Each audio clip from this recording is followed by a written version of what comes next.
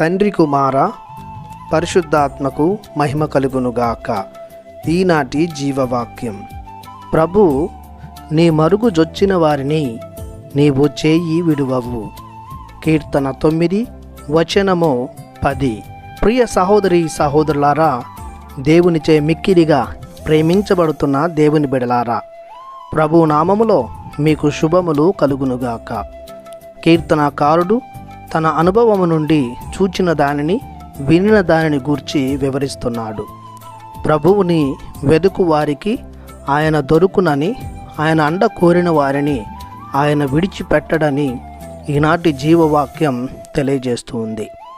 ప్రభువు తన ప్రమాణాలను నిలబెట్టుకొనువాడు కావున తనను వెదుకు వారిని చేయి విడువక కాపాడును. దీనికి అనేక నిదర్శనాలు మనం పరిశుద్ధ గ్రంథంలో చూస్తూ ఉన్నాం.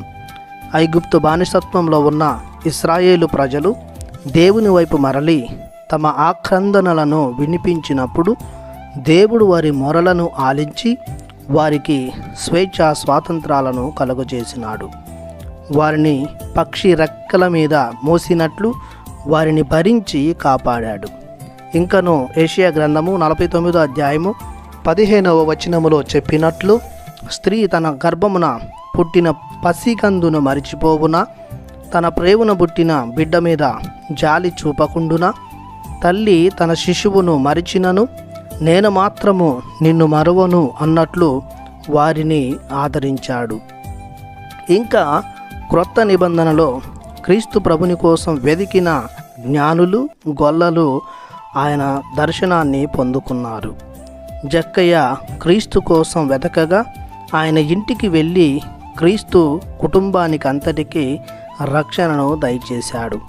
పాపాత్మురాలైన స్త్రీ సీమోను ఇంటిలో క్రీస్తుని కనుగొని కన్నీటితో ఆయన పాదాలు కడిగి తల వెంట్రుకలతో తుడిచి పరిమళ తైలం పూసిన స్త్రీకి పాప మన్నిపును క్రీస్తు ప్రభువు దయచేశాడు. రక్తస్రావ వ్యాధితో బాధపడుతూ ప్రభుని చేరిన స్త్రీ సంపూర్ణ ఆరోగ్యాన్ని పొందుకుంది. మరణించి సమాధిలో ఉంచబడిన క్రీస్తు శరీరాన్ని వెదికిన మగ్దల మరియకు ఉత్థాన ప్రభుని దర్శనం దొరికింది. సువార్త ప్రచారంలో చోటు దక్కింది. మనం కూడా ఆ ప్రభుని వెతుకుతుండగా, ఆయన యందు విశ్వాసం ఉంచుతుండగా ఆయన ఆదరణను, ఆప్యాయతను, ఆశీర్వాదాలను గొప్పగా పొందుకుంటాం. ప్రార్థించుదము. మేము వెదుగు వారిని సదా కాపాడు మా ప్రభువా, మీ అమూల్యమైన పాదాలకు వందనాలు అర్పిస్తున్నాము.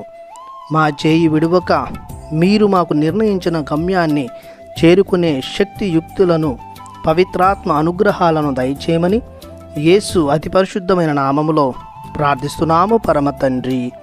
ఆమెన్. దేవుడు మిమ్ము దీవించునుగాక. ఆమెన్.